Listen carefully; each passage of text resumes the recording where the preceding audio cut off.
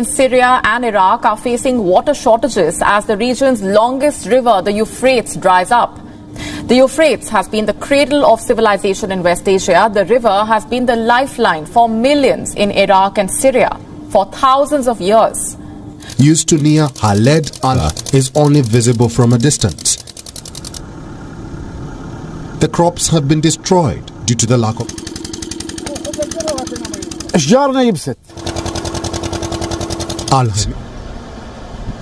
water levels in the river have hit record low. Both Iraq and Syria have been dry countries. Despite this, the current drought is unprecedented. Lands are affected, as well as the vegetable, maize and cotton seasons. And activists warn that situation is likely to worsen due to a lack of water resource management in the war-torn countries. క్రీస్తునందు నాకు అత్యంత ప్రియమైన మా viewers అందరికీ శుభాలు దైవాశీస్సులు. Euphrates river drying. Euphrates నది ఎండిపోతుంది. ఇది ప్రకటన గ్రంథ నెరవేర్పే.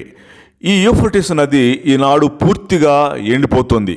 గతంలో కొంత భాగం నీరు ఉండేది కానీ ఇప్పుడు పూర్తిగా ఎండిపోవటం ప్రకటన గ్రంథం 16వ అధ్యాయం నెరవేర్పే అని మనకు లేఖనాలు స్పష్టంగా తెలియచేస్తున్నాయి.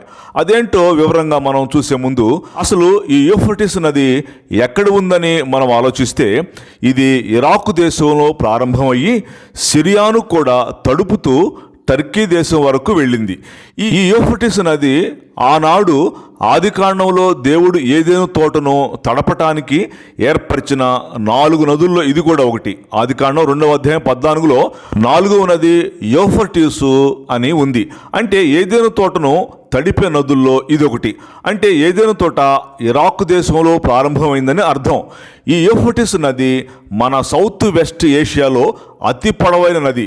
దీని పొడవు 1700 మైళ్ళు, అంటే కిలోమీటర్లలో 2800 కిలోమీటర్లు. ఇది ఇరాక్, సిరియా దేశాలను తడుపుతూ వెళ్ళిందంటే దీన్ని బట్టి ఏదైనా తోట చాలా పెద్దది అని బైబిల్ స్కాలర్స్ యొక్క అంచనా. అయితే ఇప్పుడు బైబిల్ నందు చెప్పబడిన అంత్యకాల ప్రవచన ప్రకారం ఎండిపోతుంది. అయితే ఈ నది వేల సంవత్సరాల నుంచి ఇరాక్, సిరియా దేశాల్లో ఉన్న మిలియన్స్ ప్రజల దాహార్తిని తీరుస్తోంది. అద్భుతంగా పంటలను అందించింది. 12 మిలియన్ ప్రజలు సిరియా, ఇరాక్ దేశాల్లో ఇప్పుడు వాటర్ లేక ఇబ్బందులు పడుతున్నారు. ఇప్పుడు ఈ యూఫ్రటీస్ నది ఎండిపోవటం వల్ల కరెంటు ఉత్పత్తి కూడా బాగా తగ్గింది. వీటన్నిటికీ కారణం అంత్యదినాల ప్రవచనాలే. ప్రాముఖ్యంగా ఈ యూఫ్రటీస్ నది గురించి ప్రకటన గ్రంథం 16వ అధ్యాయంలో ప్రవచించిన ప్రవచనాల క్లియర్ నెరవేర్పే ఇది. ఈ 16వ అధ్యాయంలో 7 ఏండ్ల శ్రమల ముగింపునందు హర్మగెద్దోన్ అనే మహాయుద్ధం జరుగుతుందని అక్కడ రాయబడింది. అప్పుడు ఇశ్రాయేలులో దేవునికి, క్రీస్తు విరోధికి, సాతానుకు జరిగే ఈ హర్మగెద్దోన్ యుద్ధానికి తూర్పు నుంచి వచ్చు రాజులకు మార్గము సిద్ధపరచడానికి ఈ యూఫ్రటీస్ నది ఎండిపోతుందని అక్కడ ఉంది.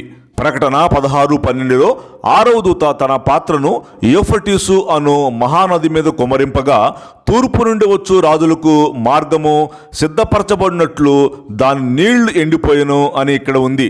ఇశ్రాయేలుకు తూర్పు దిక్కున ఉన్న దేశాలు ఇరాను, ఇరాకు, సిరియా మొదలగు దేశాలు ఉన్నాయి. ఇవన్నీ హర్మగెద్దోన్ యుద్ధంలో పాల్గొంటాయి. అందుకే ఈ యూఫ్రటీస్ నది అంతకు ముందు కంటే ఇప్పుడు పూర్తిగా ఎప్పటి నుంచే ఎండిపోయే స్థితికి వచ్చేస్తోంది అనేది వాక్య ప్రవచన నెరవేర్పు. అందుకే ఈ ఏరియాలో ఉన్న వారికి ఆ యూఫ్రటీస్ నది ఎందుకు ఎండిపోతుందో అర్థం కావటం లేదు. ఇది కేవలం బైబిల్ నందు అంత్యకాలంలో జరిగే హర్మగెద్దోన్ యుద్ధంలో తూర్పు నుంచి వచ్చే రాజులకు, అనగా ల్యాండింగ్ ద్వారా ఈ హర్మగెద్దోన్ యుద్ధానికి వచ్చే రాజులకు మార్గం సుగమం చేయటానికే ఈ నది ఇప్పటి నుంచే ఎండిపోతుంది. ఇది ప్రవచన నెరవేర్పు. కనుక డియర్ ఫ్రెండ్స్, ఇలా ఒక్కొక్కటి బైబిల్ నందు అంత్యకాలం గురించి ఏది చెప్పబడిందో మనం కళ్ళారా ఆ ప్రవచన నెరవేర్పుల్ని చూస్తూ వస్తున్నాం.